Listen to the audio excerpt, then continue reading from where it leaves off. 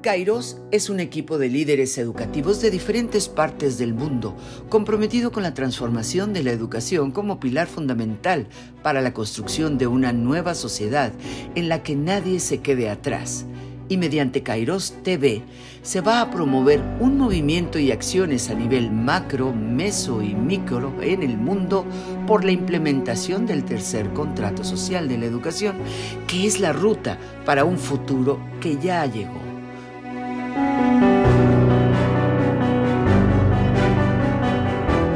Una educación inclusiva, innovadora, motivadora, con calidad, pertinencia y responsabilidad, sustentada en valores, habilidades y capacidades. El tercer contrato social de la educación no le pertenece a nadie en particular, sino a la sociedad en su conjunto, a esta y a las futuras generaciones que tienen derecho a una vida mejor y más digna.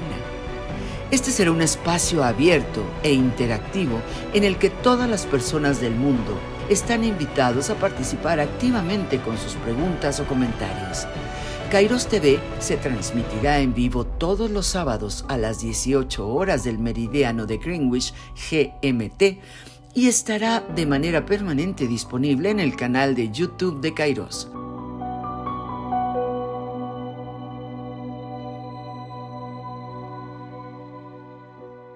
Para hacer realidad la transformación educativa como pilar fundamental en la construcción de una nueva sociedad en la que nadie se quede atrás, Kairos TV va a promover el debate sobre estrategias y acciones concretas referidas a los siguientes temas: las políticas y estrategias a nivel internacional, regional y nacional, el rol de las autoridades institucionales, el rol de los sindicatos y gremios, el rol de los estudiantes, docentes y no docentes, la epistemología, pedagogía y didáctica para la nueva educación, la implementación concreta de las diversas modalidades de aprendizaje virtual, presencial e híbrido, sobre el rol de los actores económicos y sociales, empresas, organizaciones sociales, familias, gremios de profesionales, etc. Vamos a promover la divulgación y articulación de experiencias innovadoras en el área de educación y el establecimiento de redes entre los actores que promueven para propiciar alianzas y desarrollar sinergias entre ellos.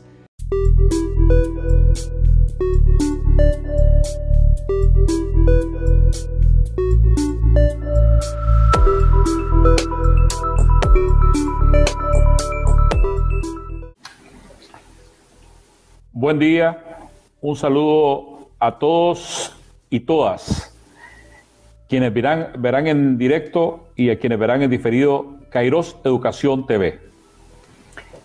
Hoy vamos a abordar un tema de extrema importancia para el funcionamiento, fortalecimiento y desarrollo de la educación a todos los niveles y en todo el mundo.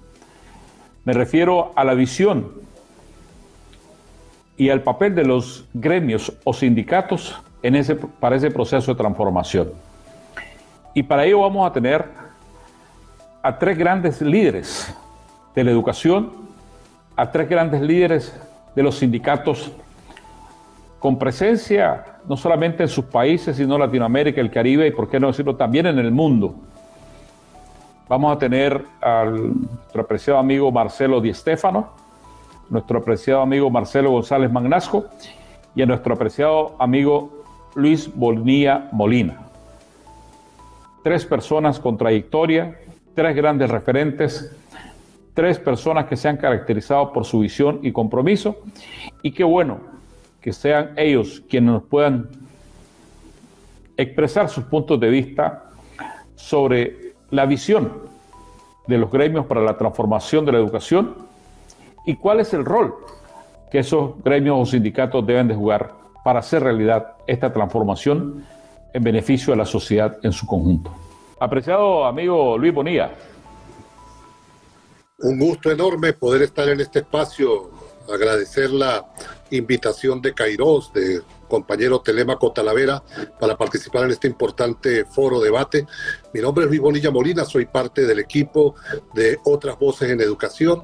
He sido dirigente gremial de la docencia durante más de 20 años en todos los niveles, desde dirigente de base hasta Federación Nacional, y actualmente desde Otras Voces en Educación creamos un espacio que se llama el Grupo de Contacto Internacional, del cual forman parte más de 100 gremios y sindicatos docentes de América Latina, África, Europa, como un espacio de diálogo y de encuentro para pensar y repensar la actividad sindical en medio de la ofensiva de los últimos tiempos.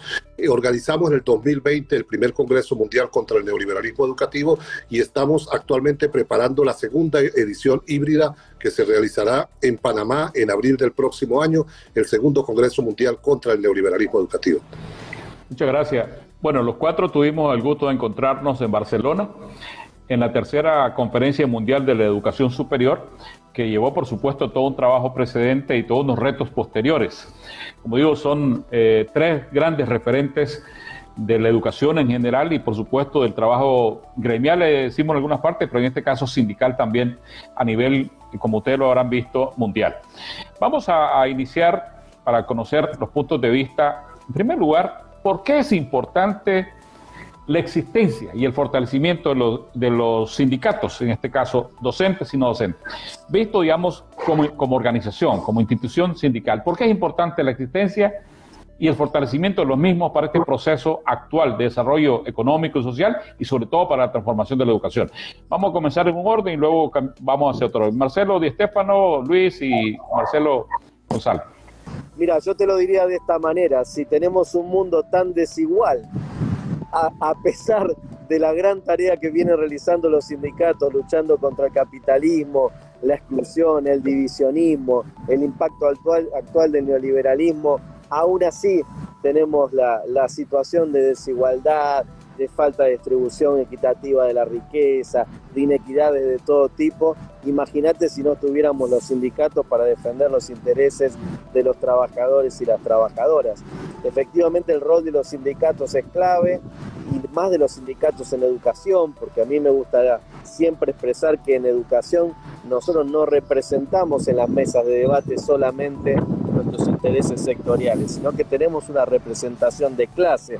Queremos una educación para la transformación social, una educación para que dejemos de tener esta desigualdad crónica que plantea el neoliberalismo, el capitalismo en general. Entonces los sindicatos en esos espacios no solo luchamos por la defensa de nuestros intereses sectoriales, de nuestros derechos laborales, de nuestras cuestiones salariales, sino que también planteamos las cuestiones ideológicas de la democratización de la educación para la liberación, de la educación para el cambio social. Así que ese es el rol de los sindicatos, Telémaco, luchar por la transformación social. Como decía el compañero Marcelo, el tema sindical está en el corazón de la lucha por la justicia social. Sin los sindicatos docentes habría sido muy difícil garantizar el derecho a la educación como hoy lo conocemos en América Latina y en el mundo. Pero en esta coyuntura muy especial, el papel de los sindicatos se justifica como un espacio para pensar y resistir ante toda la ofensiva que significa la transformación digital como una punta de lanza que persigue disminuir las posibilidades de la escuela presencial, de las instituciones públicas presenciales. Hoy, la escuela presencial que conocimos nuestras generaciones está en serio peligro. Es algo que venimos alertando desde el año 2015, cuando señalábamos el riesgo de un apagón pedagógico global. Parecía increíble cuando señalábamos que el capital se estaba preparando para un escenario de encerrona virtual para educarnos a nivel mundial sobre temas de educación, comercio y demás. Vino la pandemia del 2020 y las consecuencias fueron terribles. Demostraron que el apagón estaba en marcha. Vimos un proceso de privatización como no habíamos conocido nunca, porque los estados nacionales abandonaron su obligación de garantizar el derecho a la educación, las condiciones mínimas para el derecho a la educación, porque fueron docentes, familias y estudiantes quienes pagaron en internet el acceso a equipos de conexión remota, plataformas, y hoy esa ofensiva sigue con el nombre de transformación digital de cara al 2030. El papel de los sindicatos hoy, de los sindicatos docentes, es fundamental para garantizar el derecho a la educación, condiciones de trabajo dignas para los docentes y para evitar esta ofensiva que el sector del capital tecnológico quiere, que es desaparecer o disminuir al papel mínimo la educación pública presencial. Sí, yo coincido tanto con Marcelo como con Luis. Yo cuando entré, antes de empezar el programa, me preguntó Telémaco ¿cómo andás? Y yo en chiste le dije, resistiendo al capital, ¿no? Creo que en estos momentos estamos en una situación de resistencia y tenemos que volver a tomar la ofensiva. Yo hay un comentario, durante muchos años siempre se ataca mucho al sindicalismo, ¿no? Y nosotros, creo que todos nosotros hemos hecho desde la política universitaria dentro de las organizaciones del sistema universitario, hicimos política partidaria y siempre la más compleja es la política sindical. Con Marcelo, por ejemplo, en espacios académicos como es Enlace, sabemos lo que nos ha costado entrar, lo que ha costado que los trabajadores estén representados en múltiples organizaciones. Siempre es muy difícil esa situación. Creo que el imaginario que se está tratando de instalar es que los patrones, los dueños de las empresas, etcétera, van a defender los derechos mejor que los trabajadores. Yo creo que el peor sindicalista es mejor que siempre es 1000 veces mejor que el mejor empresario, digamos, para defender los derechos de los trabajadores. Y Luis señalaba, Marcelo también, que son momentos de cambio. Hay situaciones, la pandemia lo ejemplificó, en donde el dar clases para simplificar la función docente y para simplificar la función de la universidad pasó a ser otra cosa. La tecnología ha invadido nuestras casas, está en nuestros hogares. Primero el cine, la pantalla, ¿no? El cine, la televisión se meten en los hogares y la computadora y todo el wifi, el internet además es sin duda importante. Por ejemplo, nos permite hacer este programa, dos en Buenos Aires en puntos casi opuestos, Telémaco en su lugar de residencia, Luis en Venezuela, etc. Entonces, estos son situaciones que es imposible no tenerlas en cuenta y creo que los sindicatos, los gremios son primero para defender los derechos que ya tenemos, porque primero van a querer arrebatarnos esos derechos y estar en la construcción de los nuevos derechos de los trabajadores docentes, en nuestro caso, administrativos o no docentes dentro de la Contúa, porque finalmente siempre nos encontramos en los lugares de trabajo, en las marchas, etcétera, porque somos todos trabajadores, que es nuestro punto básico de trabajo en conjunto. Don Marcelo, ¿cuál es su opinión al respecto y qué aportaciones y qué utilidad con las nuevas tecnologías para llegar a los objetivos que se pretenden? Bueno, sin lugar a dudas, los cambios tecnológicos traen soluciones y traen problemas. El tema es cuando se convierten en un instrumento que va más allá de sus posibilidades para tratar de utilizarlo como una herramienta de opresión.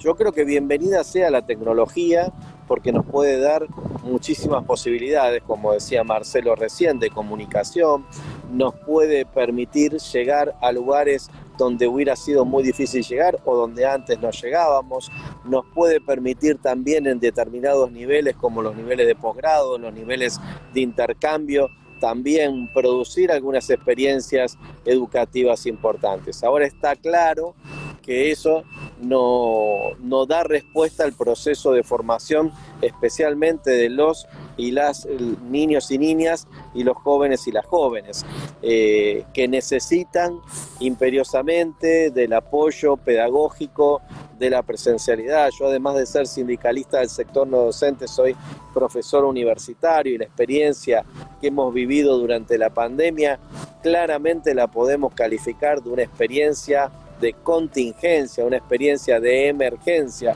pero que ese proceso educativo no ha sido satisfactorio porque perdió el ida y vuelta, el intercambio, la mirada, la posibilidad de ayudar al que más lo necesita. La formación a distancia tiene esa cuestión generalista, el que la agarra y el que no sigue de largo. En cambio, la formación pensada como un proceso comunitario, un proceso gregario, implica la posibilidad de la herramienta del profesor, la herramienta del docente para acompañar la necesidad que tenga cada una de las personas. Por eso creo que necesariamente tenemos que repensar la utilización de las herramientas tecnológicas con sentido pedagógico y además con todas las herramientas que deben ir con ello, ¿no? Con las herramientas que tienen que ver con las condiciones de trabajo dignas de los docentes y las docentes, ¿no? Esas herramientas que tienen que ver con el tiempo para diseñar los currículum, con las herramientas para poder darlo, con garantizar que los y las estudiantes tengan también las herramientas para poder hacerlo, pero además, como les digo, siempre es una herramienta más la formación a distancia, no es la herramienta principal ni mucho menos. Hay que separar muy bien lo que fue el tiempo de la emergencia de lo que es el tiempo actual. Y ahí está uno de los señalamientos que le hicimos junto a los compañeros que están aquí a la UNESCO, que entre los 10 temas que nos puso en debate, por llamarlo debate, estamos dándole demasiada entidad porque de debate hubo poco o nada, pero los 10 temas de la agenda que nos planteó para la Conferencia Mundial de Educación Superior, justamente el ausente, el que nosotros denominamos el punto 11, era las condiciones de trabajo decente, de empleo, de capacitación, de herramientas de trabajo que tienen los docentes y las docentes. No se puede pensar un cambio educativo si ese cambio educativo no está centrado en las personas que son parte de ese proceso educativo. La educación es algo muy importante para que sea algo solo de pedagogo, ¿verdad? Justamente lo que hay que trabajar es en ida y vuelta con participación de los y las estudiantes, con participación del sector docente y ahí sí, también con una pata técnica que nos ayude a mejorar. Tenemos mucho por hacer porque las características del teletrabajo para los trabajos de otras características, los administrativos, por ejemplo, en general, no se adaptan a la formación a distancia a través de plataformas. Son cuestiones totalmente distintas. Entonces tenemos que ponernos, necesitamos espacios de diálogo y de decisión. Necesitamos normativa y necesitamos presupuestos que garanticen la eficiencia de la utilización de las nuevas herramientas. Coincido con lo que dice Di Stefano, que en relación, yo no creo, mira, hasta iría un poco más, yo no creo que hayamos dado educación a distancia o educación remota, sino que dimos clases en medio de la situación de la pandemia, en donde creo que la mayoría de los docentes asumieron esa responsabilidad de esa situación, en donde todos estábamos encerrados en nuestras casas, en donde la consigna era no tocar al otro, ¿no? Digo, porque nos puede contagiar, entonces esas distancias que se fueron generando. Entonces es una situación absolutamente especial. Cuando digo que vengo del audiovisual, es decir, por ahí yo valoro un poco más esta enseñanza remota, esta cuestión de la pantalla, pero lo digo que lo valoro no porque tenga la capacidad, sino por un gusto, digamos, esa sensación. Cada uno tenemos nuestras pequeñas gustos personales, nuestras pequeñas subjetividades de determinada situación. Y lo digo por eso y lo digo por otra cosa. Cuando surge el cine, se decía que el teatro iba a desaparecer y no desapareció. Cuando surge la televisión, iba a desaparecer el cine y el teatro y ninguno de los dos desapareció. Cuando aparecen las computadoras o el VHS, y la verdad que nada desaparece, sino que empiezan a tener otra situación. Entonces, yo no me imagino toda una educación superior, ni cualquier otro tipo de educación, pero vamos, como estamos, una educación universitaria solamente remota. Me resulta, iba a decir perverso, no sé si es la palabra, pero me parece hasta un imposible. Lo que sí creo que se puede, es una de las herramientas, esta enseñanza remota o a distancia. Yo uso remota porque es algo que se incluye a una especie de semipresencialidad, digámoslo así, como utilización, ¿no? Como si una herramienta más y una herramienta importante. Creo que también nuestros docentes se lanzaron a eso, los docentes nos lanzamos a esa situación de la enseñanza remota sin la capacitación. Por lo menos creo que en la mayoría de Latinoamérica y el Caribe fue así, ¿no? No había, porque además, repito, era enseñanza remota en medio de una pandemia. Muchos construyeron, la verdad, sistemas muy interesantes, pero todos saben que ese no va a ser solamente el sistema de esta situación. Y creo que lo había mencionado Luis en su intervención anterior, hay un peligro de eso, que es la invasión de quien queda dar solamente enseñanza remota, y algunos por ahí posgrados puede llegar a servir, pero quieran dar un posgrado en grados a niveles bajísimos de educación. Yo, para ir así en un estudio, he estado hecho algunos cursitos, que en donde te daban un certificado y vos solamente entrabas y lo tenías prendido, ¿no? Eran por distintas plataformas, situaciones. Yo, la verdad, porque me interesaba ver qué era, cómo lo hacían, lo vi, pero bien podría haber estado viendo un partido de fútbol, ¿no? Digo, yo soy de Argentinos Juniors, bien podría haber estado jugando Argentinos Juniors en mi televisor, poner el mute y me llegaba un certificado por la computadora, ¿no? Entonces, estamos ante ese peligro, y eso, cuando yo empecé de Resistiendo al Capital, estamos frente a eso. Hay cursos gratuitos que son así y hay cursos que son pagos así. Okay. Gracias, amigo. Luis tiene comentarios seguros sobre el tema también. Sí. Bueno, lo primero es que igual que los dos Marcelos, mis compañeros, yo soy un enamorado de la tecnología. Pero en la medida que uno es enamorado también de la democratización de la tecnología, que es la gran preocupación. Cómo la tecnología contribuye a más justicia social y no a generar exclusión, que fue lo que vimos durante la pandemia y que pudo evitarse, contrario a lo que dicen los gobiernos, pudo evitarse. Si no, lean el manifiesto que hicimos 207 pedagogos en el 2015 diciendo que íbamos para un escenario como el del 2020. Nos reunimos con 13 ministros de educación de América Latina diciéndole: este escenario es muy posible, y todos nos decían: eso va a ocurrir en Finlandia, en Suecia, en Escocia, pero nunca en América Latina. Bueno, vino el 2020 y no estábamos preparados para ello. Entonces, el tema tecnológico, amándolo, hay que estar preparados para que no genere exclusión. Segundo tema, ciertamente el tema, el aspecto de la tecnología tiene variantes neocoloniales. Nosotros tenemos que abrir una discusión desde los gremios, los sindicatos y de las universidades sobre qué tipo de plataforma queremos. Porque las plataformas que hay hasta ahora, no Zoom ni StreamYard, estas son comunicacionales.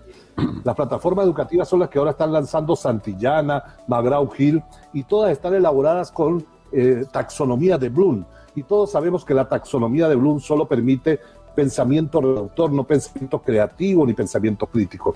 Nos debemos un debate sobre qué tipo de taxonomía requiere una educación alternativa para que los programadores, que son los que al final montan las plataformas, puedan tener los elementos necesarios para ello. Y ese debate es muy importante en la actividad sindical.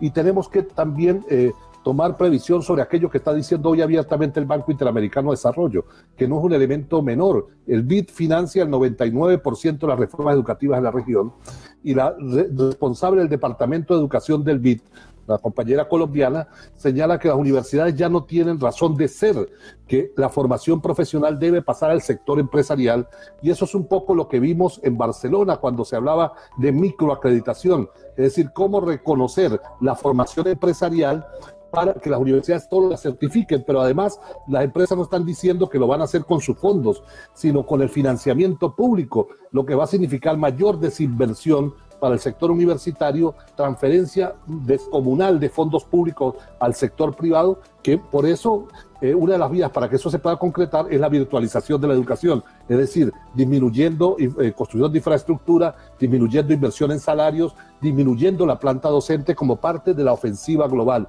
Por eso es que lo tecnológico no podemos verlo desagregado, sino en todas sus complejidades para poder tener una adecuada capacidad de respuesta. Y finalmente, los maestros, hoy los profesores universitarios, las profes, los docentes de primaria, bachillerato, requieren una actualización de la formación en el siglo XXI. Yo voy a decir esto que es terrible, porque yo trabajo en la formación docente, y la formación docente hoy en gran parte se corresponde al paradigma de las dos primeras revoluciones industriales.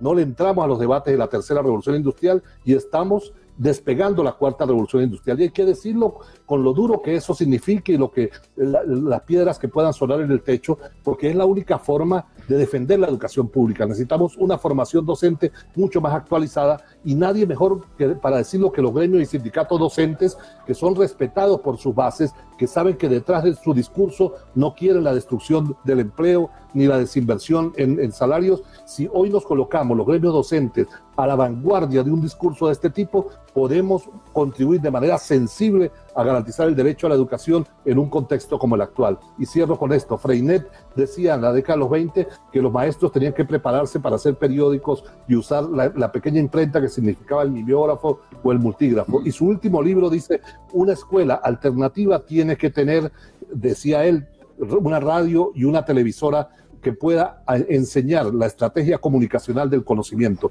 Hoy nuestras escuelas, nuestras universidades tienen que apropiarse de una tecnología, pero con lugar de enunciación emancipador y latinoamericano y caribeño. Gracias. Yo quisiera hacer un planteamiento que es bastante controversial, pero qué bueno tener la opinión de ustedes sobre este tema. Yo personalmente como rector tuve, voy a decir, excelente experiencia con los sindicatos o docentes y no docentes con quien pude trabajar. Sin embargo, se escucha en muchos países donde dicen que los sindicatos son el freno para poder generar una transformación que saque a la gente de la zona de confort, y que mucha gente esté en la zona de confort y que los sindicatos defienden esa zona de confort. Insisto, eso se escucha bastante. Yo la experiencia que tengo, como digo, fue muy positiva en términos de sindicatos docentes y no docentes, pero me gustaría, dado que es un tema que el mundo está, conocer la visión, la opinión de ustedes sobre ese punto. Son los aspectos de la tecnología, ¿no? Yo hago un chiste. Antes en las películas uno decía taxi y apareció un taxi, ¿no? Ahora las películas aparecen comunicaciones por internet y funcionan 10 puntos. Tampoco, digo, si nosotros que estamos más o menos bien equipados, ¿no? A Luis por ahí lo conozco un poco menos, pero supongo que está bien equipado porque además expresó su amor o su interés por la tecnología. Esto también le pasa, imaginémonos, ¿no? Los estudiantes que muchos tienen recursos económicos bajos, la conexión, que es uno de los puntos, la capacidad que me olvidaron mencionar, la capacidad para conectarse de muchos estudiantes muchas veces es muy difícil, no solamente por tanto el acceso al Wi-Fi como el acceso al aparato, una computadora o un buen celular, es algo muy caro realmente, ¿no? Esto por un lado. Y con respecto al comentario de Telémaco, primero preguntaría qué es la zona de confort, ¿no? Porque digo, si es que el trabajador, docente o no docente, esté en una situación de confort, y por confort quiero decir que esté bien pago, tranquilo en su trabajo, no me parece mal, si es eso el confort, ¿no? Digamos, esta es la situación. Digo, si algo está bien, ¿por qué vamos a cambiarlo? Lo diría al revés. Entonces me parece que yo lo he escuchado también, y esta es mi respuesta, como una cuestión medianamente irónica, ¿no? Esto no hacen nada, ¿no? Entonces mejor le paguémosle un sueldo bajo y paguémosle por publicaciones, ¿no? Entonces dice, o por investigaciones realizadas. Entonces si indagamos un poquito más, no es necesario agarrar una pala y hacer pozos, vemos cómo es ese sistema de investigación, quién maneja las investigaciones en el mundo y quién maneja las publicaciones de las investigaciones en el mundo. Entonces vamos a encontrar que son 4 revistas, por ejemplo, ¿no? Que son las que van a dar mayor puntaje, las que van a generar que se realicen más comentarios, todos además en habla inglesa. En literatura uno tiene que estar obligado a escribir en inglés si quiere llegar a esos niveles de puntaje. Y no solo eso, exigen como algo normal un pago, ¿no? Uno tiene que pagar para publicar. Los docentes, investigadores, pagan para publicar. Y no estoy hablando de $10, $20. Las publicaciones de máximo nivel es entre $5.000 y $10.000. Esto lo pueden entrar en la página y ver cuánto cobran, ¿eh? No es que sea, no estoy exagerando para nada en el número. Y además hay una especie de doble explotación o triple, porque las universidades tienen que estar suscriptos a ese gran sistema de publicaciones. No estamos hablando de millones de dólares. Y además los docentes, además de publicar, son llamados a ser evaluadores de ese sistema. ¿Y cuánto le pagan a los evaluadores? Yo estoy seguro que tanto Telémaco como Luis han hecho evaluaciones de trabajos para revistas o investigaciones, etcétera, y casi apostaría, voy a hacer un chiste, $100, ¿no?, que no le pagaron. Porque tienen esa costumbre, no pagarle, ¿no?, por un trabajo hecho, ¿no? El sistema universitario acepta que muchos, no hay que pagarle, es como, no, para vos es un honor, etc. Una cosa bastante llamativa. El ahorro de eso piensen la cantidad de publicaciones, son millones y millones de dólares lo que se están ahorrando. Entonces, el espacio de confort, yo les digo, no sé a lo que llaman confort, porque no me parece que estén todos tirados al lado de una pileta tomando sol, ni nada por el estilo, con aire acondicionado o con una buena fogata en invierno. La mayoría de los trabajadores, de los docentes universitarios en nuestro continente, Luis, Telemaco, usted lo conoce mejor que yo, es bastante precaria, la verdad. La situación laboral es muy precaria, en muchos países son contratos hasta de 4 meses. Ya no digo contratos anuales, que me parece ya también una perversión, pero contratos de muy poco tiempo de duración. Entonces digo, ¿a quién, de qué zona de confort me están hablando? ¿Cuál es la situación cuando, en general, si alguien no está de acuerdo, y más en universidades privadas, pero también en muchas universidades públicas en nuestra región, cuando alguien está, ya no digo que se ponga así en extremista exagerado, pequeñas discusiones son sacados de su puesto laboral, es decir, esa zona de confort que dicen, yo creo que es la zona de confort de otros grupos que hay, que sepan o no sepan, trabajan muchas veces en relación para intereses internacionales muy fuertes, ¿no? Y todo lo contrario, yo creo que los sindicatos, lejos de ser el freno para el desarrollo del sistema universitario latinoamericano y caribeño, es todo lo contrario, es el acelerador de ese desarrollo. Digo, ¿cómo vamos a tener buenos investigadores? ¿Cómo vamos a tener buenos docentes universitarios si no hay una estabilidad laboral? Si son pagados en muchos países en forma miserable.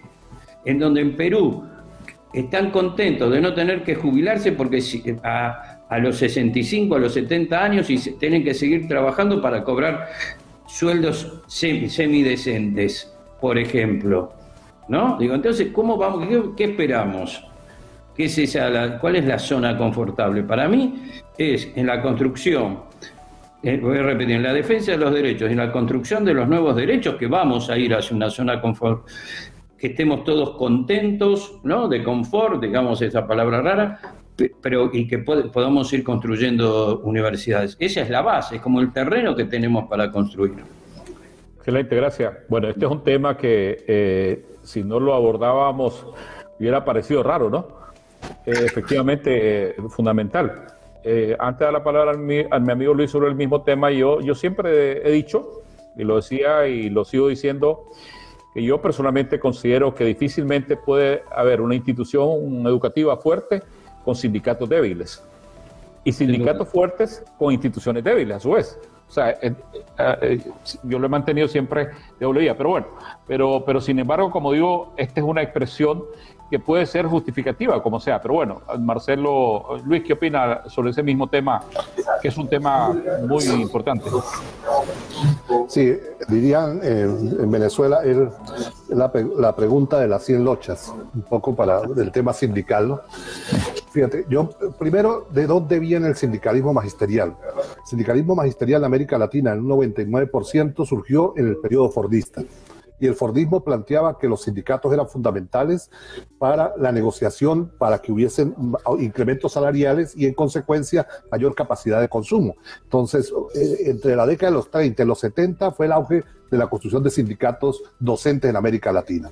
Es decir, y ahí éramos en buena medida justificables, porque el sistema consideraba que los sindicatos contribuían al desarrollo de la maquinaria del consumo. Surge la crisis de acumulación de los 70, acaba el fordismo y todo el periodo del toyotismo, y lo que viene, los sindicatos somos el gran problema. Y el neoliberalismo es el que instala ese discurso.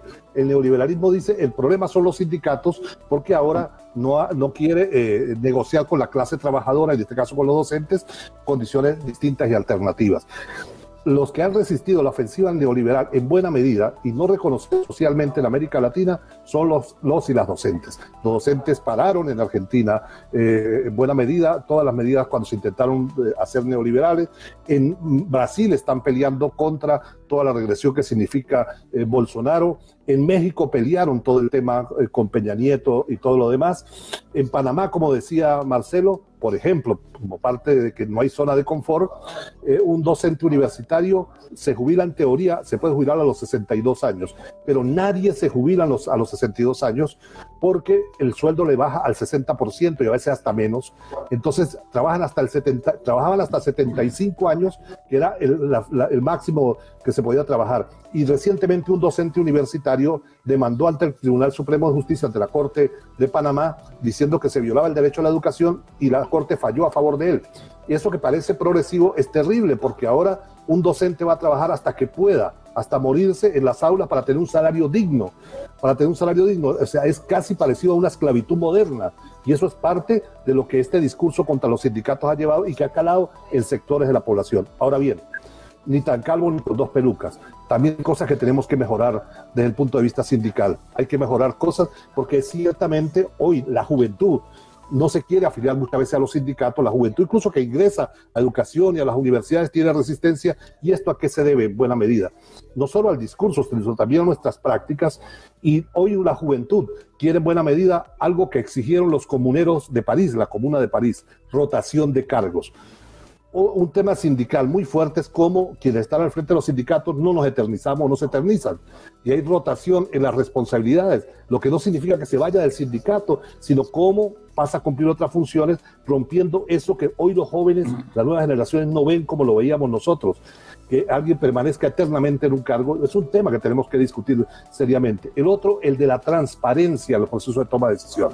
Mire, lo que ocurrió ahora en Panamá, en el conflicto reciente, para mí, yo sé que Telémaco no coincide conmigo en muchas cosas, en ese sentido, pero bueno, para mí fue un signo muy importante, porque la base magisterial, que fue la que lideró todo el tema del levantamiento popular de 3 semanas en Panamá, le exigió a los gremios y sindicatos docentes que no querían que fueran a negociar si no se transmitía a través de las redes sociales, porque querían escuchar cómo era la negociación. Eso, que parece positivo, también implica la presión de las nuevas generaciones por escuchar qué negocian los dirigentes sindicales. Y bueno, tuvieron que decirle, exigirle al gobierno, y el gobierno, preocupado por el tema de las redes sociales, que no podía controlarlo, colocó 2 canales de televisión para transmitir en vivo las negociaciones. Eso permitió que la población supiera qué planteaban, cuáles eran los argumentos, los gremios, los sindicatos. Hoy está mucho más fortalecido el movimiento social y popular panameño, producto de eso. Es decir, hay una exigencia de transparencia que tenemos que, quienes estamos en la vida sindical, también abrir ese debate, porque necesitamos una actualización. No es cierto que toda nuestra forma de funcionar que heredamos de la etapa fordista hoy sirve. Necesitamos también actualizar muchas de nuestras prácticas para poder defender la clase trabajadora, defender a los docentes, defendernos contra la desinversión salarial, contra los nuevos modelos de privatización que están ocurriendo y contra la posibilidad de destruir la escuela pública presencial. Yo sí insisto en que el sector del capital tecnológico va, y yo sería un exabrupto. Yo soy un convencido eternamente, soy hijo de un trabajador y una ama de casa, y solo los pobres pudimos salir en buena medida gracias a la educación pública presencial. Y hoy una educación simplemente virtual no garantiría ninguna posibilidad cierta para que los jóvenes, los niños pudieran acceder a la educación. Entonces, defendiendo la educación presencial, no puedo negar que el capital, un sector del capital tecnológico, quiere ir tras la escuela y la universidad pública presencial. Y eso solo lo podemos hacer, liderarlo, construir una hegemonía alternativa contra hegemonía, si también nos atrevemos a iniciar algunos cambios que no son traumáticos, sino para fortalecer la actividad sindical como tal.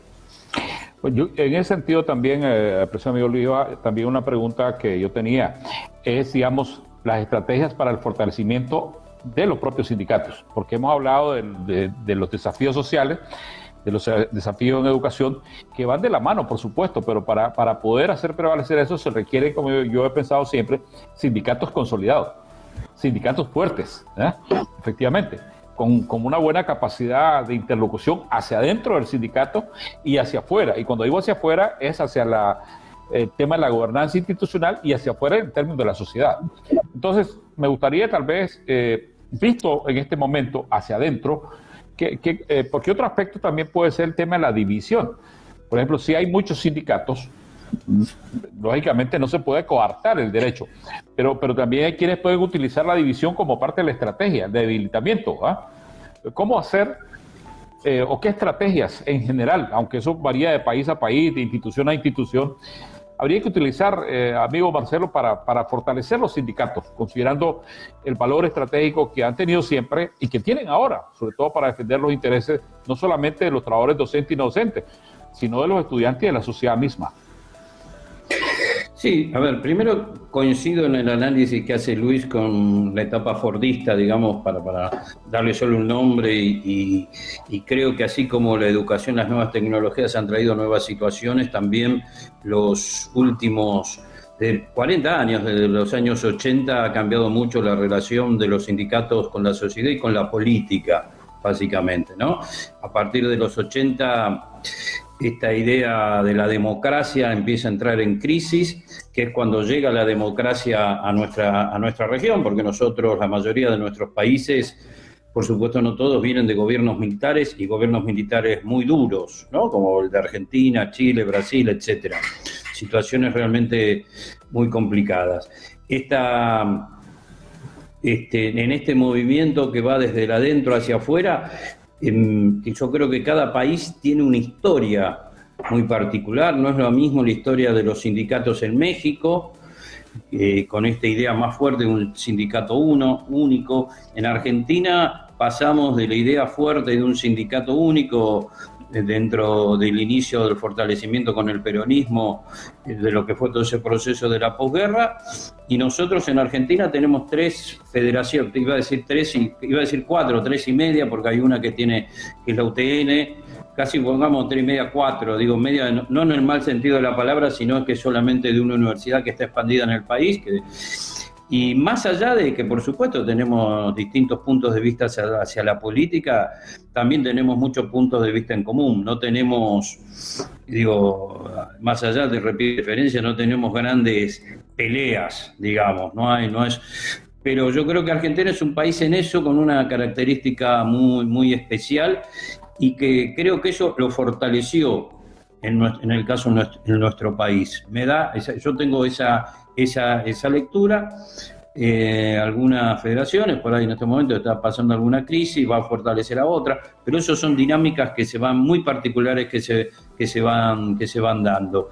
Creo que lo que hay que tratar hay países donde el sindicalismo se lo persigue, digámoslo así, por eso cuando me decía de confort, es cuestión de leer los diarios, no digo de entrar en una especie de búsqueda muy, muy fuerte a través de la internet, lo que es muchos países de Centroamérica donde el sindicalismo se lo persigue mucho, Colombia también se lo persigue y mucho, ¿no?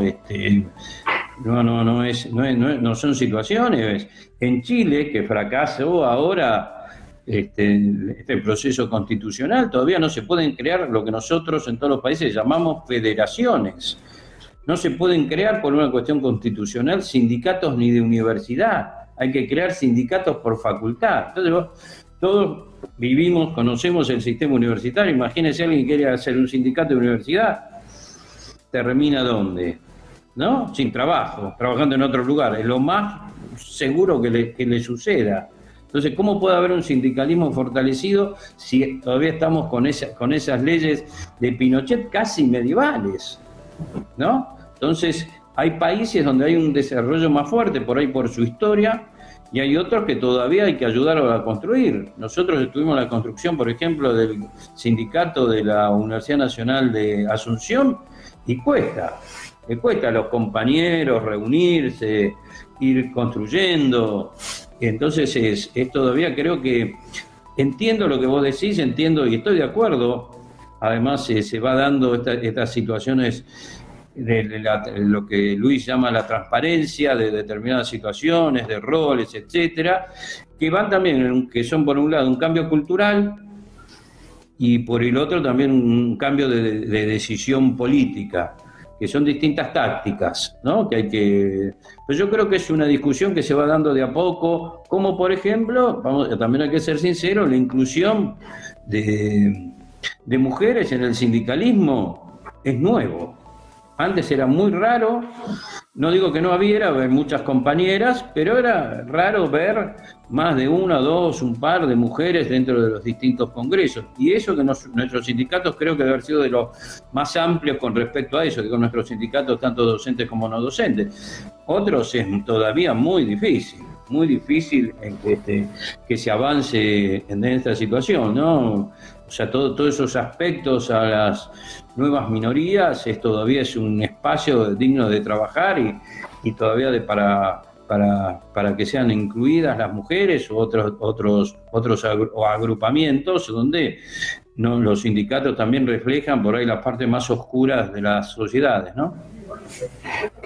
Un aspecto que en lo personal me parece a mí que es crítico, doble sentido. Uno es lo que ya mencionaba Luis también de la permanencia que tienen que hacer, pero hay dos tipos de reconocimiento y creo que los dos andan mal muchas veces. El reconocimiento material imprescindible, legítimo, pero también el reconocimiento moral, digamos, social. Se ha tratado la labor del trabajador universitario muchas veces no se tiene la dimensión correcta desde el punto de vista económico, lejos, y desde el punto de vista moral, creo. Pero también hay otro aspecto crítico, sobre todo cuando ha crecido la oferta de educación privada. Por ejemplo, en América Latina y el Caribe ya anda prácticamente igual. Y muchos docentes no tienen contrato de 4 meses, ni siquiera, ya no digamos de 1 año y menos permanente, sino que se ha producido lo que se llama la uberización, ¿ya? O sea, que no tiene, simplemente van de aquí para allá y parte de lo poco que ganan lo gastan en transporte sin seguridad social y muchas cosas críticas, digamos así, para un amplio sector de los docentes y a todos los niveles. Ese es otro aspecto importante. Pero en este sentido también sabemos que la sociedad en general tiene grandes desafíos, ¿no? Vivimos una sociedad con niveles enormes de injusticia, inequidad, de pobreza, de hambre, aunque tiene tremendos y vertiginosos avances científicos y tecnológicos, o sea, una contradicción. Pero desde ese punto de vista, digamos, también la educación tiene una discusión que no es nueva, pero que se acrecenta después de la pandemia. Es en qué dirección se debe hacer la transformación. Creo que todos estamos conscientes de que la educación debe transformarse para aumentar la inclusión, cobertura, calidad, pertinencia, impacto y que sea el motor de una sociedad diferente. No la sociedad de la exclusión, sino la sociedad de la inclusión, de la justicia, la equidad, de la sostenibilidad. Pero bueno, entonces, digamos, desde la visión de ustedes, a pesar de que ha sido prácticamente dicho, ¿podrían precisar cuál es la dirección que se debe empujar y que debemos de empujar, y sobre todo los gremios deben de empujar para esa transformación de la educación que está siendo sometida a grandes presiones en términos negativos, pero que también tiene una enorme presión por el papel importantísimo que juega para las personas, la familia, la comunidad y la sociedad entera? Me gustaría un comentario de ese aspecto de carácter estratégico. Luis. Gracias, Telemaco. Sí, sobre el primer punto, estamos hablando sobre cómo fortalecer el sindicato.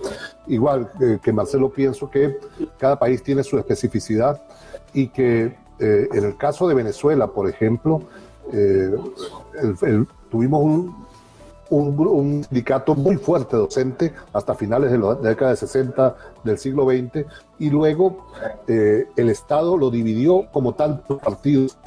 Entonces hoy tenemos 17 federaciones del magisterio, tantos como cada una representa un partido político, porque los gobiernos, y es la realidad, el gobierno en este caso prefiere negociar en un primer momento con el partido político y luego con el sindicato, salvo cuando las bases desbordan a los sindicatos. Y eso es un problema para la actividad sindical docente. O sea, requerimos, en el caso nuestro, en Venezuela, recuperar la autonomía del sector, y yo creo que en general es muy importante que cada quien tiene su corazón político partidista, y nadie no se debe negar y se debe permitir, pero que los sindicatos defiendan la autonomía frente al Estado, frente a los partidos políticos, es muy importante para defender el sindicalismo de cara al futuro. Sindicatos que dependan, que estén en la cola de los partidos políticos y de los gobiernos, difícilmente pueden garantizar la permanencia a largo plazo del sindicato. Como lo decía también Marcelo, hay en Centroamérica, Panamá, no puede haber sindicatos, hay asociaciones gremiales, no tienen estatus sindical. O sea, Centroamérica tiene ese fenómeno. O sea, a veces nosotros hablamos del sindicalismo, una tradición, pero es múltiple los territorios donde no hay, ¿no? Y yo creo que también el tema sindical hay que hay que romper una lógica que impuso el neoliberalismo en los 80. Hasta los 80 nosotros, el sector progresista, por decirlo de alguna manera, decíamos con orgullo quiénes habían sido nuestros maestros, lo decíamos con orgullo. A mí me formó, en mi caso particular, en términos políticos me formó Domingo Alberto Rangel, y en términos sindicales Juan Bernardo Pernalete Camacaro. Hoy nadie dice quién lo formó. Y eso es porque el capitalismo nos creó, el neoliberalismo nos hizo vivir un eterno presente donde nosotros nos cuesta reconocer de dónde venimos. Y esa falta de reconocimiento de nuestros orígenes conspira contra la posibilidad de rotación de cargos en los sindicatos, porque aquel que sale de un papel de liderazgo, como el neoliberalismo impuso, que es un eterno presente, y ese no hay que defender la tradición en consecuencia, pasa a un papel secundario. Y también el neoliberalismo del eterno presente no nos hizo que nosotros ayudáramos a formar nuevas generaciones. Antes de ello, decíamos también con orgullo, fulano y fulano son mis maestros y estos son mis pupilos. Y yo, desde mi punto de vista, creo que hay que recuperar esa capacidad para facilitar la apertura de caminos y de cambios de manera permanente. Yo creo que uno de los temas que tiene que discutir seriamente el sindicalismo educativo y el sindicalismo educativo universitario es el tema de las nuevas profesiones. Necesitamos adelantarnos a la lógica neoliberal de las... Hoy están hablando abiertamente el Foro Mundial de Davos, el Banco Mundial, la OCDE, de cerca de solo 30 profesiones a partir del 2030. 30 profesiones. ¿Y dónde estamos haciendo ese debate? Yo no conozco una universidad en América Latina que esté haciendo ese debate, pero tampoco conozco un sindicato que lo estemos discutiendo, y ese es un problema serio. ¿Entienden? Porque claro, tocamos intereses. Estamos acostumbrados a una lógica, y la única manera de evitar ese colapso que puede significar general de esas nuevas profesiones que hoy intentan modelar es que nosotros nos adelantemos para defender algunos perfiles profesionales y sobre todo las profesiones de carácter humanista. Nos debemos ese debate. Yo no estoy diciendo que debatamos para 30 profesiones. Yo lo que estoy diciendo es que hagamos el debate sobre eso que hoy está puesto en discusión para decir cuál es nuestra posición. Pero si no lo hacemos, al final se va a imponer con todo el aparataje mediático lo que ellos quieren señalar. Y finalmente, sobre la dirección estratégica, que lo que planteaba Telémaco, yo creo que necesitamos hacer un debate serio sobre el impacto de las revoluciones industriales. La mayoría de sindicatos nuestros, todos hacemos un análisis de carácter capitalista, anticapitalista, pero de carácter plano, que no toma en cuenta el impacto de las revoluciones industriales en educación. Y yo creo que ese es un problema, un atasco teórico muy importante que tenemos que resolver en programas de formación. Hoy, buena parte del debate en educación, desde las alternativas, y lo digo con muchísimo dolor, lo digo con muchísima, incluso con angustia existencial, está atascado en las premisas de las dos primeras revoluciones industriales. Nosotros no hemos entrado al debate serio. Por ejemplo, la transdisciplinaridad no pasó de ser un, entre comillas, eje transversal, pero no logramos entender cómo era una universidad transdisciplinaria, ni una escuela, ni un bachillerato transdisciplinario. Ese debate no nos lo dimos, lo matamos de alguna manera, de manera sencilla, un eje transversal, transdisciplinaridad. Todas las tesis hablan de transdisciplinaridad, todos los documentos hablan de transdisciplinaridad, pero nuestra lógica de funcionamiento es disciplinar. Y ese atasco tiene que ver con que no entendemos epistemológicamente que estamos en una situación nueva desde la década de los 70, y ese debate tenemos que resolverlo porque va a marcar en buena medida el curso de los próximos 10 años. El debate que se está planteando es tan radical, y hoy si no vean la propuesta de nueva escuela mexicana y la crisis que está causando el pensar una escuela sin currículo prescrito, que es un debate que ni siquiera el propio magisterio de Latinoamérica quiere abordar. ¿Cómo entrarle a una escuela que no tenga un currículo prescrito para tener capacidad de cumplir con algo que planteó el primer y segundo contrato social, democratizar el conocimiento? Porque el currículo prescrito no permite acompañar la aceleración de la innovación. Entonces nos debemos una serie de debates que tienen que ver con aspectos fundacionales, porque hoy el futuro del sindicalismo magisterial, docente, universitario, está vinculado increíblemente, como en ningún otro momento, al futuro de la educación pública presencial. Eso está en el norte estratégico. Entonces, en consecuencia, necesitamos quizás mucho más debate de fondo, que nos pise los callos, que nos mueva, que nos dé dolor de cabeza, que nos mueva los paradigmas para poder proponer alternativas lo suficientemente potentes ante este mar que se nos avecina. Coincido bastante. Yo en un momento dado, cuando estamos hablando, tuve la sensación, ¿no? Y volví a tener la sensación que en realidad desde que se crea la Universidad de Bolonia, por señalar algo cuasi mítico, tradicional, casi que no había habido grandes cambios en el sistema universitario, básicamente sino de gestión, ¿no? La autonomía, etcétera, la inclusión, pero básicamente era en el cogobierno, no en la relación, en que es verdad, el cogobierno ayudó mucho a la democratización, ¿no? En parte de la enseñanza universitaria, pero ahora no quiero empezar a hablar mucho de lo de Córdoba del 18, porque ya pasó, no es el momento tampoco, pero digo, tampoco fue un cambio feroz, de cambio de situación. Pero digo, en esta cuestión que señalaba Luis, ¿no? En esa forma de presencialidad, porque yo coincido que lo que de alguna manera estamos llamados a prestar atención es qué es la presencialidad para la democratización de la educación superior y universitaria. Eso me parece que no es solamente porque es estar ahí, porque, por ejemplo, dicen, no, en un Zoom apagan la cámara y no te prestan atención. Bueno, en la clase por ahí también poco, están pensando en cualquier cosa. No, digo, eso no nos garantiza, no es eso lo que nos garantiza. Creo, por lo menos, que a eso no nos referimos solamente con la presencialidad, sino a todo un sistema.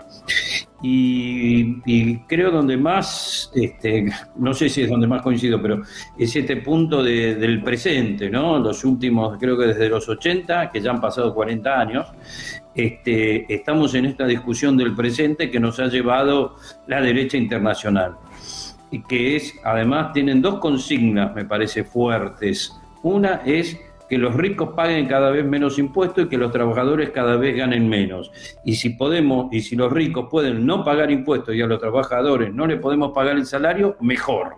Ese es el discurso y contra eso vamos a venir. Cuando decía Telémaco como la uberización de los docentes, es eso, ¿no? Digamos, bueno, da 2 clases y te pago 100 pesos, no sé, X pesos lo que sea en cada país. Entonces, digamos, es eso, un poco menos, es como esto que yo digo, hay que pagar para que le publiquen. Es la lógica esa, no solo no le pagamos, sino que le cobramos. Es la esclavitud ya en un sentido no al cuadrado. Ante eso es la situación que me parece que nos estamos enfrentando. Creo, volviendo a una de las primeras preguntas, creo que en esto, como defensa de esta situación, los sindicatos son importantísimos. Los sindicatos, por supuesto, son variados.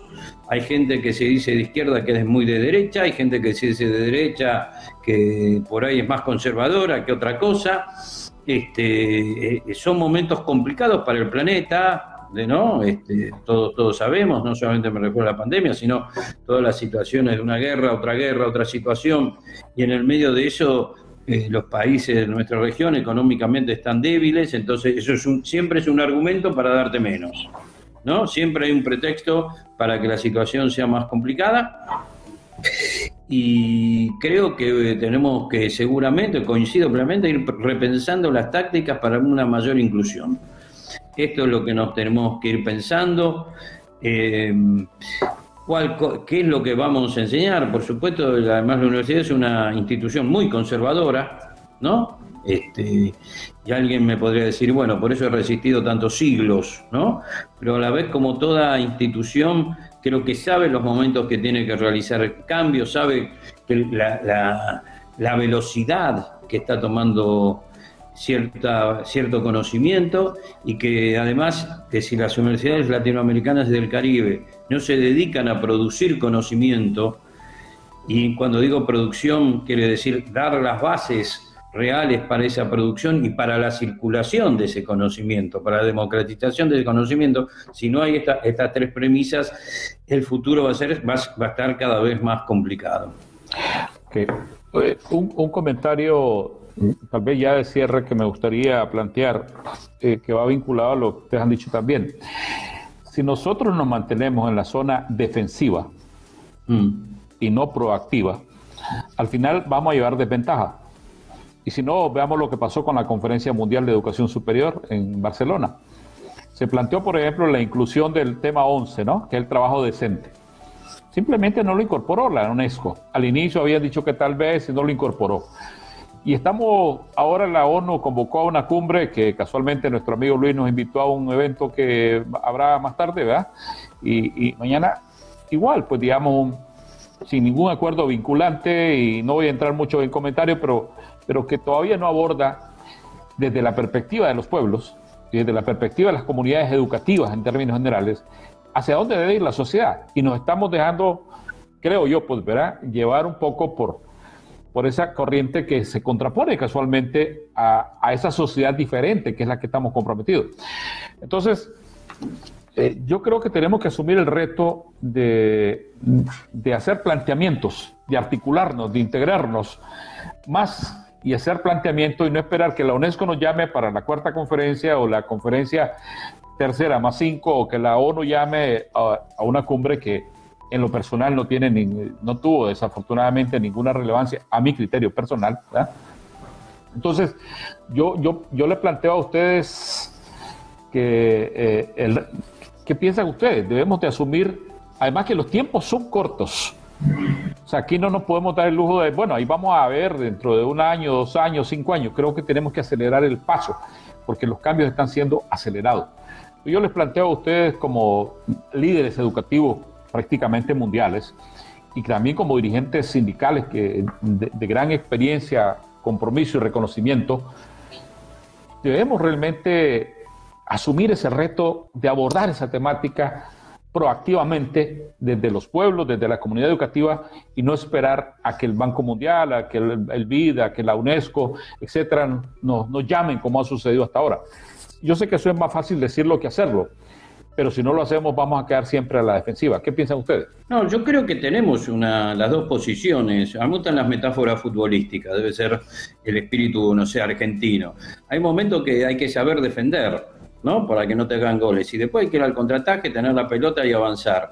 Yo a Luis lo conozco nomás de haber conversado un par de veces o visto así, pero sé la actividad que él lleva adelante. Él tiene una actitud proactiva, me parece. Nosotros, en nuestro campo, en nuestras organizaciones también la tenemos. Has mencionado este encuentro de investigadores. Luis tiene otras voces. O sea, tenemos, y vos, Telémaco mismo, vos te has encargado en medio de la pandemia de juntar, creo que Luis también pertenece a Cairó, yo también, Di Stefano también, un montón de gente, Ana Lucia no voy a nombrar a todos, son mucha gente, muchas personas y muchas de alto nivel, y se va sumamos de otra manera, me parece, sumamos en situaciones que por ahí, bueno, la UNESCO es una organización internacional de las Naciones Unidas, que van todos los embajadores, tiene mucha más plata que todos nosotros juntos, o sea, digo, entonces es otro tipo de organización, otro tipo, pero bueno, qué sé yo cuando nos querían, no estábamos por participar como sindicatos ahí, yo llamé al embajador argentino del UNESCO, le dije, mira, está pasando esto, ¿cómo es? ¿No? ¿De quiénes son? ¿Viste? ¿No? Bueno, después se destrabó, pero no importa. Yo creo que tenemos desde los distintos lugares una posición proactiva. El encuentro que hubo en Córdoba, que bueno, vos Telémaco estuviste, Luis no me acuerdo, por ahí mi memoria a veces flaca. Entonces hay distintas actividades que vamos haciendo, trabajando con las personas con la cual por ahí uno tiene más acuerdos, pero hay otras instituciones donde no están así, en donde también participamos y estamos. Venimos de una situación compleja, nos agarró por ahí un poco heridos la situación de la pandemia, estamos tratando de salir en cuanto a organización, digo, las organizaciones, tratar de ir poniéndola y retomando todo ese nivel de energía. Por ahí tu pregunta es si es suficiente todo eso. Yo creo que la respuesta la vamos a ver con el tiempo, ¿no? Es verdad, la posición defensiva es porque los piedrazos vienen fuertes también, eso es verdad. Cuando llueven piedras hay que agarrar, yo tengo una metáfora por ahí que es mala, agarrar las piedras, ir guardándolas, ya las vamos a volver a tirar para el otro lado. Pero con respecto a la política internacional, con la Organización Mundial del Comercio, los avances, lo que vimos ahí en Barcelona, etcétera, pero bueno, yo creo que las universidades públicas de nuestra región van a tener la capacidad de resistir y después de avanzar. Okay. Bueno, y el planteamiento casualmente es que yo creo que habiendo muchas coincidencias, no tenemos la suficiente integración, al menos es mi percepción. Yo no voy a pretender ni voy a esperar que algunos sectores estén de acuerdo con nosotros porque sabemos que están en desacuerdo. Sí. Pero entre los que estamos de acuerdo y que tenemos planteamientos proactivos, creo que a mi criterio personal debiéramos de articularlo más. Como tú dices, Kairos es un ejemplo, el trabajo que ustedes hacen es un ejemplo. Pues entonces, fortalecer esa posición, porque es coincidente, casualmente para contraponerse a aquellos que tienen una posición discrepante desde el punto de vista del modelo de sociedad. El modelo de educación está vinculado al modelo de sociedad. Sí, mira, yo pienso que hay una pequeña diferencia por el comentario que hacías tú, Telémaco. Yo creo que han sido exitosas la Conferencia Mundial de Educación Superior y de la ONU, pero han sido exitosas para el sistema, que hoy pareciera que tiene la consigna confunde que algo queda. Es decir, creando un desconcierto enorme para que no nos sepamos situar adecuadamente ante lo que viene, para que se vea tan complejo el mar de temas y no podamos agarrar la punta del hilo por ningún lado. En ese sentido ha sido exitoso. Creo que es un caos planificado. Yo no creo que haya sido inocente la absoluta coincidencia de la lógica de construcción de la agenda y el desarrollo de la Conferencia Mundial de Educación Superior y lo que ocurrió en la conferencia de la ONU. Yo creo que fueron exitosas para lo que fueron construidas y en consecuencia nosotros tenemos que plantarnos desde un lugar distinto para poder construir alternativas.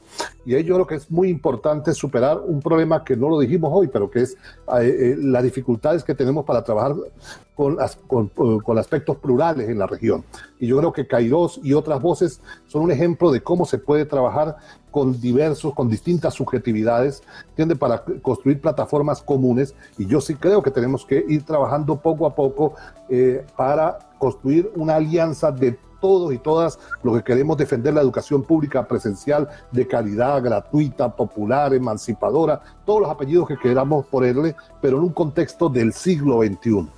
Eso es muy importante, en un contexto del siglo XXI llegó la hora de ponernos de acuerdo para que las futuras generaciones, los niños y niñas que hoy van a la escuela, los que están naciendo, puedan disfrutar de un sistema escolar que no solo les garantice empleabilidad, que se las debe garantizar, sino que les garantice calidad de vida, desarrollo integral de la personalidad, aprender a ser felices. Yo creo que es un problema que tenemos que recuperar, cómo la educación vuelve a tener un sentido para convertirnos en seres humanos mucho más felices, porque desde la amargura no podemos transformar al mundo. Solo desde la alegría se puede crear un mundo alternativo y distinto. Gracias Luis. Comentario final, apreciado amigo Marcelo. No, que coincido sobre todo con esta idea de la alegría, ¿no? Necesitamos una especie de capitán alegría que pueda conducir. Igual creo, y voy a valorar los distintos esfuerzos de los distintos grupos, porque por ejemplo en Europa está la Unión Europea. Aquí se puede hacer la Copa Libertadores de fútbol, pero unificar en distintos niveles, distintas organizaciones, con objetivos políticos, ¿no? Digo, es muy difícil. Es muy difícil en nuestra región. Es decir, yo valoro por eso muchísimo lo que estás haciendo desde Kairos. Además valoro donde hay gente que a veces yo digo, que yo pienso otra cosa, pero no por eso voy a entrar a pelearme con esa otra persona, ni espero que el otro no se pelee conmigo. Creo que es importantísimo eso, porque nosotros no tenemos esos respaldos políticos a nivel de organizaciones institucionales políticas, ¿no? Por eso valoro por el Congreso de Cuba, ¿no? De Educación Superior. Son espacios de encuentro, porque todavía estamos en esa etapa de espacios de encuentro. Yo entiendo lo que vos decís, Telémaco, y hay un lado que tenés razón, pero también me parece importante valorar los distintos tipos de organización que puedan ir construyéndose institucionalmente, ¿no? Como fueron la CRES ahí, la que fue en Colombia, en Cartagena, o como fue la CRES ahora en la de Córdoba, ¿no? Son espacios que permiten. Mismo en Córdoba tuvo Yuri, que es un amigo en común, tuvo mucho del otro lado que no lo dejaban construir, ¿no? Le tocó un mal momento, un gobierno nacional complicado, un gobierno en Latinoamérica medianamente complicado, ¿no? Pero él y Pancho Tamarín, que los dos son miembros de Kairos, remaron contra la corriente y la pudieron llevar adelante, ¿no? Eso habla que hay gente que hace los esfuerzos y que a veces hay que valorar esos esfuerzos, porque a través de esos esfuerzos donde vamos a poder construir la unidad. Mi humilde punto de vista. No, totalmente de acuerdo, e incluso la lógica de Kairos no es sustituir ninguna institución, organización ni esfuerzo, sino articular esfuerzo. Pues eso creo que es la clave, ¿no? O sea, yo creo que un error haríamos tratar de sustituir porque no habría capacidad, pero si no, más bien es potenciar los valiosos esfuerzos, las visiones, como por eso que decimos unidad en la diversidad, pero Kairos no sustituye a ninguna institución o organización, sino que articula.